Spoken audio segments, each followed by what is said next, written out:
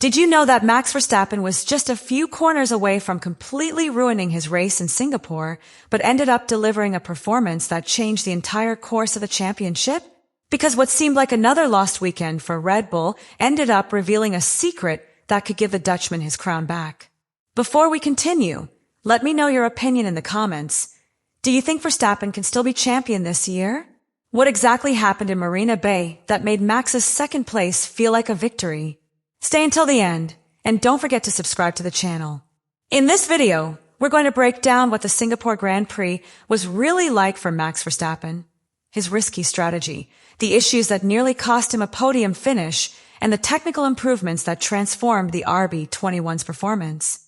A race he didn't win, but one that may have redefined the entire 2025 season. The atmosphere within the team was tense, but also one of subdued hope.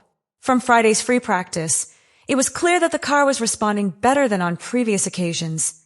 The times were consistent, the balance was more even in slow corners, and for the first time in months, Verstappen could push the car to the limit without losing stability under braking.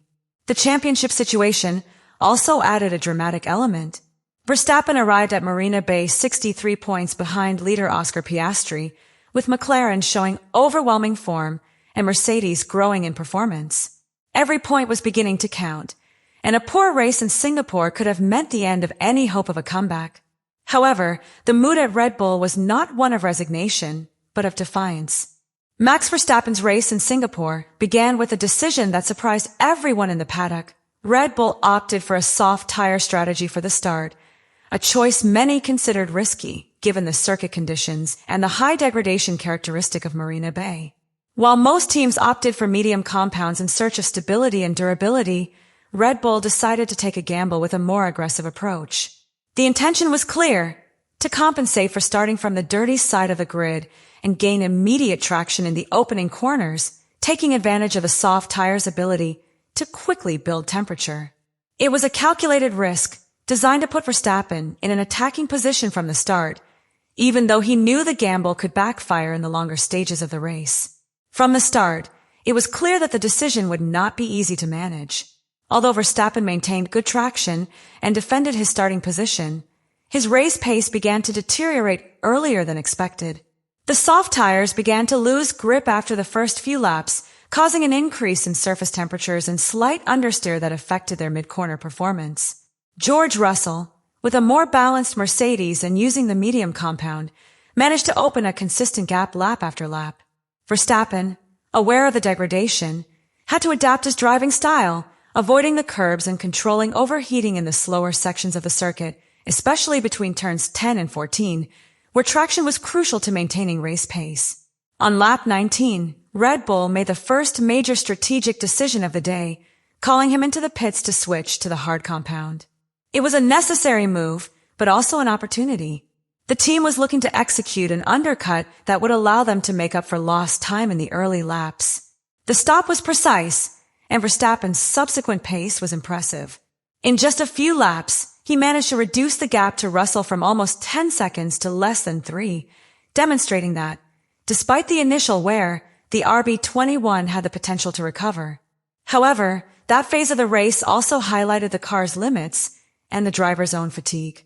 At turn 14, a small lockup under braking forced him to correct his trajectory and lose some of the time he had gained, thwarting his attempt to close in on the lead. That episode marked a turning point. The lockup wasn't simply a human error, it was the direct consequence of the circuit's thermal demands combined with the RB21's chronic problems managing intense braking. Verstappen knew that, from that moment on, his battle would be more strategic than purely about speed. Communication with his engineer, Gianpiero Lambiase, became key.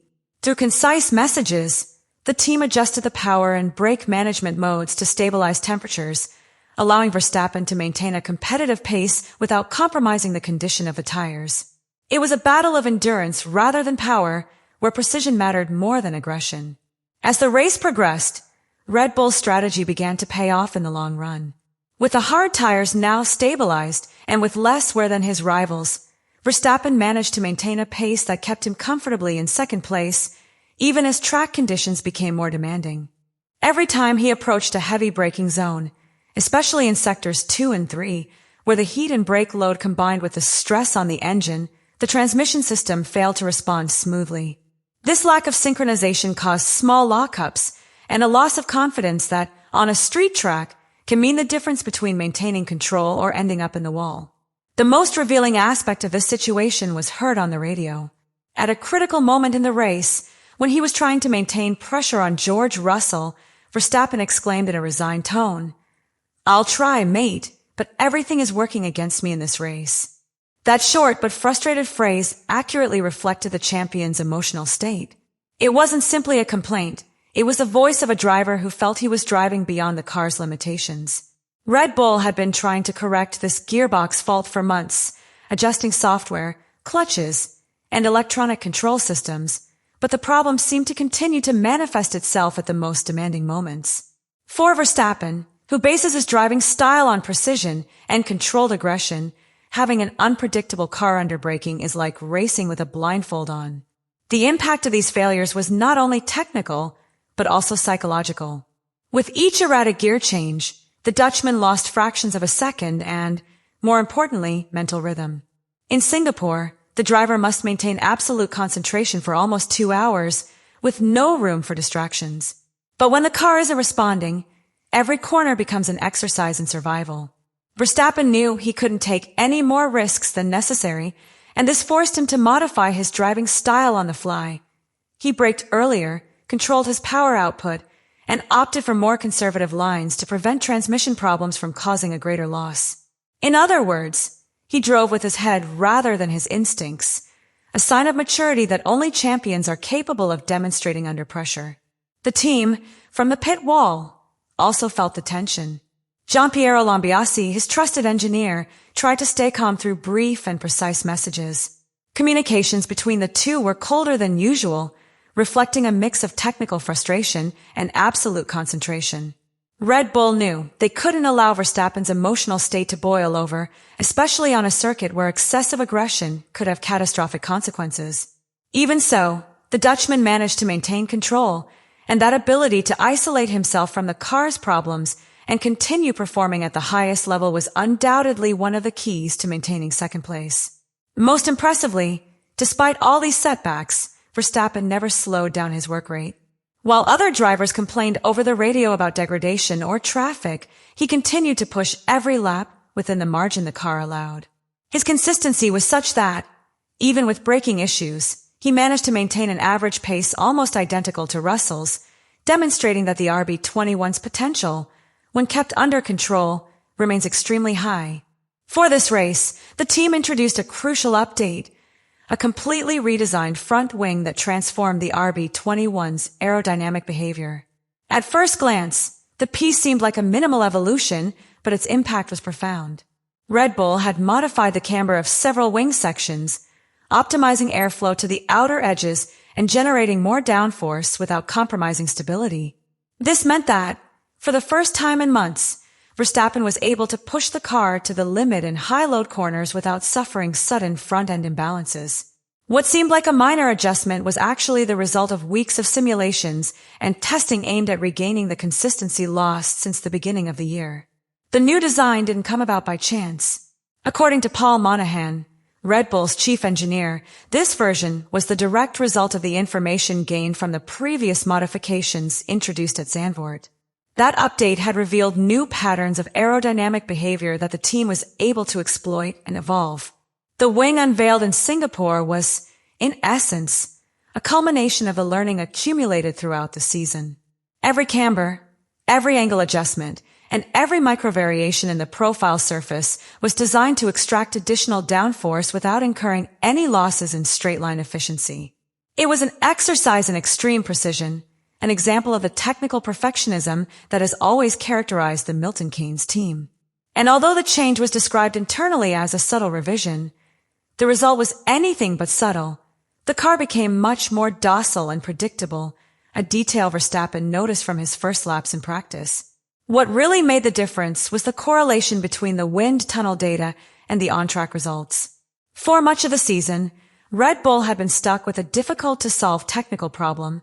Simulations didn't match the car's actual behavior. This disconnect had led to errors in setups and in the interpretation of updates. But in Singapore, everything changed. For the first time in months, the simulator numbers matched Verstappen's on-track performance. The significance of his technical leap went far beyond Sunday's results. Red Bull regained something it had lost, confidence in its own development process. The team, accustomed to dominating thanks to its precision and absolute control of the data, had spent months navigating uncertainty. Singapore marked the end of that era. Verstappen, at the wheel, felt a much more communicative car with progressive front-end load that allowed him to attack slow and medium corners without losing traction at the exit. That sense of connection between driver and machine is what has historically defined Red Bull's great moments. So, although the race didn't end with a victory, the team knew it had achieved something even more valuable, confirmation that its technical package was once again working as a whole. The 2025 Singapore Grand Prix was much more than a difficult race for Max Verstappen. It was confirmation that Red Bull has managed to find its way back on the right track after months of uncertainty. While second place may seem like a minor result, it actually symbolizes a technical and mental rebirth within the team. Every decision, from the risky choice of soft tires to the introduction of the new aerodynamic package, was part of a strategy that seeks to restore Red Bull's dominance. Verstappen showed that he doesn't need a perfect car to be in the mix. All he needs is a car that responds to his control to turn a track like Marina Bay into a stage where talent prevails over adversity. Verstappen himself hinted at this at the end of the race, when he noted that being so competitive in Singapore was a promising sign for what's to come. That phrase sums it up. It's not about what happened this weekend, but what it represents for the upcoming races. The car is no longer the same, the performance has changed, and confidence is back. Max Verstappen, with his determination intact, has rekindled the championship flame. Let me know your thoughts in the comments. Do you think Verstappen can complete this historic comeback and reclaim his 5th consecutive championship? Don't forget to subscribe to the channel.